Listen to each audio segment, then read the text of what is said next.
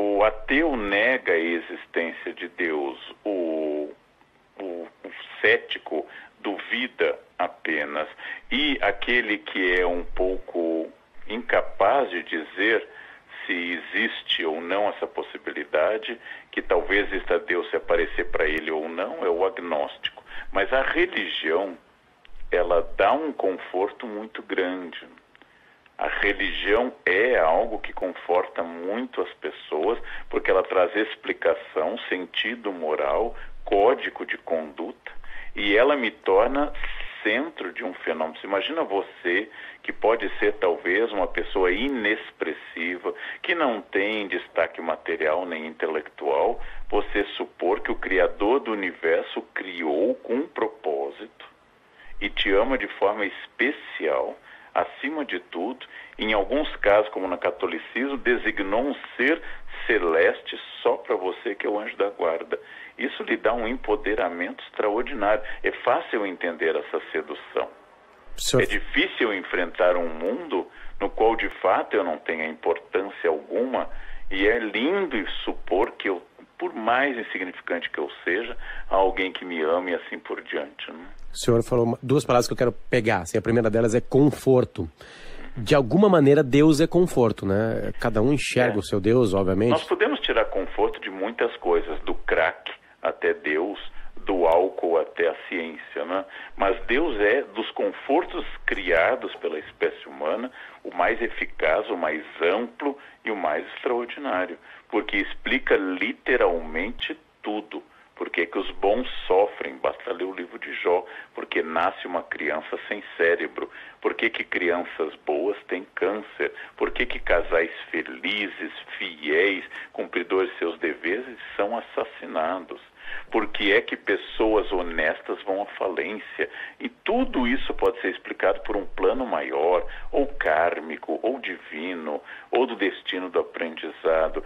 Quando eu retiro essa chave confortável, eu sou apresentado a um mundo que Sartre desenvolveu bem, do absurdo, da falta de sentido, da falta de... É aquilo que opta, por exemplo, o filme Pi, sobre a história de Pi. Sim. A vida é sempre uma aventura que termina na morte. Logo, seria melhor eu supor, no meu sentido de sobrevivência, que eu vou continuar. Isso é comum a egípcios, é comum a católicos, a evangélicos. Eu vou continuar. Tem uma eternidade pela minha frente e eu posso tentar de novo. E esse desejo narcísico forte de que eu não desapareça, é muito interessante. Então, há um preconceito de ateus de que os religiosos seriam menos estudados, etc. Não é verdade. E grandes intelectuais de primeira linha são profundamente religiosos, e ser ateu não garante a inteligência de ninguém. Mas certamente ser ateu lhe apresenta a um mundo que não é tão fácil, nem tão linear, nem tão possível de explicar tudo, né? Como eu explico no livro, houve um processo biográfico que foi me deixando com estranhamento crescente.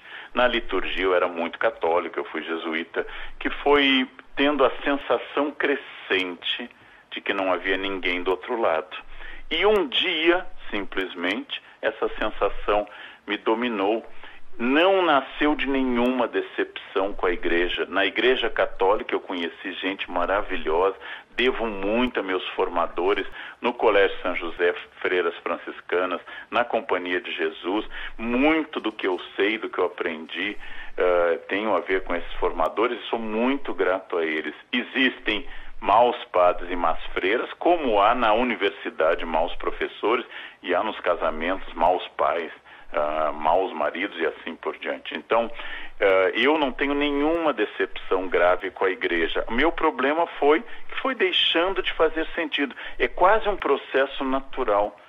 É quase um processo natural que não tem nenhuma revolta, não tem motivo para revolta alguma. Pelo contrário, não só fui muito feliz os anos que fui católico, como até hoje, cada vez que entro numa igreja, sorrio porque reconheço as imagens, eu acho o ambiente bonito. Se está calor lá fora na igreja é mais fresco, se está frio é um abrigo, né? Eu tenho uma relação psicológica com o ambiente religioso muito simpática. De vez em quando canto canto gregoriano no chuveiro, né? É conhecido na minha família o hábito de tomar banho cantando Salve Regina ou Pater Noster, alguma coisa do gênero. Isso é um processo, não foi um episódio, não foi um momento, não foi algo que tenha ocorrido. E diante de dificuldades, as muitas vezes na minha vida que eu me aproximei da morte, como por exemplo um avião que aterrissou de emergência na África com a turbina em chamas, ou uma intervenção cirúrgica, sinceramente até o momento não houve nenhuma vontade de acreditar. E eu cheguei a supor, diante do corpo do meu pai, no velório dele, um homem profundamente religioso, e diante do corpo da minha mãe, uns anos depois, uma mulher profundamente religiosa, que eu ia balançar. Mas não, também. Fiquei muito grato pelo imenso amor que eu recebi dos dois e continuei na mesma posição. Pode mudar? Claro que pode. O Panta Rei, a regra de Heráclito, tudo passa, tudo muda, tudo flui. Pode ser que eu termine de novo religioso, ou pode ser que termine mais ateu. Hoje, religião como prática de vida não faz sentido para mim. Como objeto de estudo, é uma das coisas que eu mais gosto de estudar. Não há um dia que eu não leia extensamente a Bíblia. Carnal. Porque é uma fonte de cultura, de histórias, de referências fundamentais na nossa cultura. O comportamento humano não é alterado eticamente nem pela religião, nem pelo ateísmo. Também é um preconceito, mas como o ateu vai ser honesto, ou pacífico, ou solidário? Bom, considerando a história das religiões no Ocidente, considerando Inquisição, considerando violências feitas pela religião, a pergunta poderia ser o contrário. Como alguém sendo religioso pode ter ética? Né? Ela poderia perfeitamente ser o contrário. A grande questão é que a espécie humana é independente de crer ou não crer em Deus. Algumas religiões alguns governos se tornaram opressivos em nome de Deus, que é o caso das teocracias, como é o caso do Irã, ou é o atual, ou é o caso da Espanha, da Inquisição de Isabel e Fernando, os reis católicos. Outros países são opressivos pelo ateísmo, que é o caso da China de Mao Tse-tung, ou da União Soviética de Stalin. São violentos sem Deus, matam milhões sem Deus, sem Inquisição, sem livro sagrado, sem revelação, sem santos.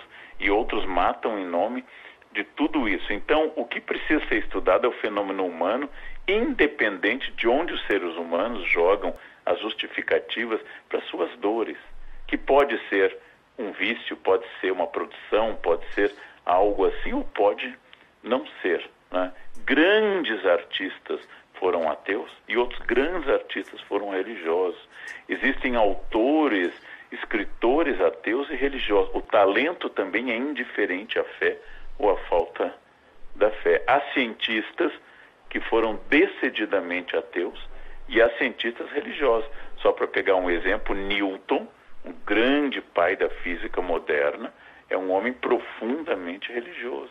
Terminou, aliás, dando aula de catequese e fazendo mapa astral. Então, e nós temos outros artistas como Stephen Hawking, por exemplo, que foi completamente ateu. Depende um pouco do momento, do lugar, e ambos eram físicos e geniais, gênios precoces, extraordinários. Então, o que não se pode fazer é atribuir ao ateísmo ou à religião um efeito muito grande sobre o comportamento humano. Não tem esse efeito. E por isso que eu acho que a religião e a fé que antecede a religião, que é uma fé organizada, deveria ser uma resposta interna de alguém a algum fenômeno.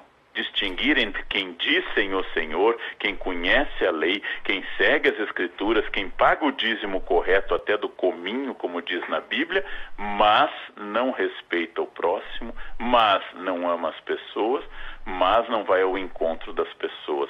Então essa é a denúncia do fariseu. O fariseu é uma praga. O fariseu é uma praga em qualquer campo político, na universidade, nos casamentos.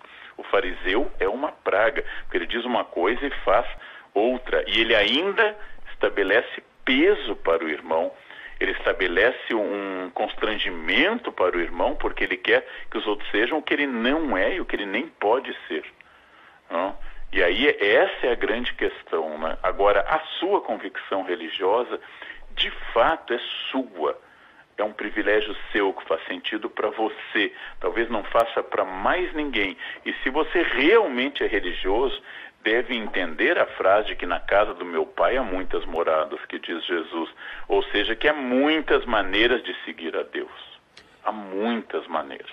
A realidade da vida é que ela termina. Como eu encaro a morte e como eu consigo encarar a morte é que vai variar de pessoa para pessoa, de crença para crença. Como eu estudo religiões, e eu tenho um respeito enorme por esse estudo, as religiões definem a espécie humana criou milhares e milhares de Deus, matou milhares de Deus, criou livros sagrados, enterrou livros sagrados, livros que eram fundamentais para um povo por mais tempo do que nós cristãos temos a Bíblia, por exemplo. A nossa civilização cristã do Ocidente tem a Bíblia, foi o livro dos mortos do Egito, que hoje só existe em museus, né? Sim, sim. Então, Osíris morreu, o deus do Egito, Quetzalcoatl, deus dos astecas, morreu, mas aí eles vão dizer, não, mas o meu Deus é o verdadeiro. Sim, muitos deuses verdadeiros de um povo já morreram, e que duraram mais tempo do que aqueles que nós supomos serem os verdadeiros. Né? Nas andanças tuas, né? Tu anda pelo Brasil inteiro. O quanto tu consegue enxergar que esse acreditar em algo ajuda esse país? Ou, no caso, atrapalha? Como ele disse, a religião é um signo aberto. Então, em nome de Deus, você pode fazer um país melhor ou mais injusto. Em nome de Deus, você pode oprimir ou libertar. O que nós precisamos é de um sentimento coletivo de cidadania que inclua os brasileiros que têm fé e os que não têm fé, os que são judeus, islâmicos, cristãos, praticantes ou não. O que nós precisamos é um sentimento de cidadania e que nós preservemos uma grande conquista histórica. Religião é de foro íntimo, é de vida privada, não deve interferir no Estado. O Estado não tem religião oficial, ele não é antirreligioso, mas ele não é religioso. Então, sua crença não pode interferir na crença coletiva, porque não somos uma nação dominantemente de uma religião. Sim. E mesmo que fôssemos, Estado é um fenômeno laico. Estado é um fenômeno laico desde a Revolução Francesa. Isso é um grande progresso para nós. Todos são cidadãos iguais, independente do Deus ou do não Deus que conservam em si. Então, o Brasil precisa de cidadania, não precisa de religião pública. Isto é absolutamente equivocado. Leandro Carnal, fique com Deus e obrigado pelo carinho. Ok, fique com o carbono e com os fenóis. Obrigado, Carnal, pela atenção. Um abraço. Valeu, até mais, tchau, tchau.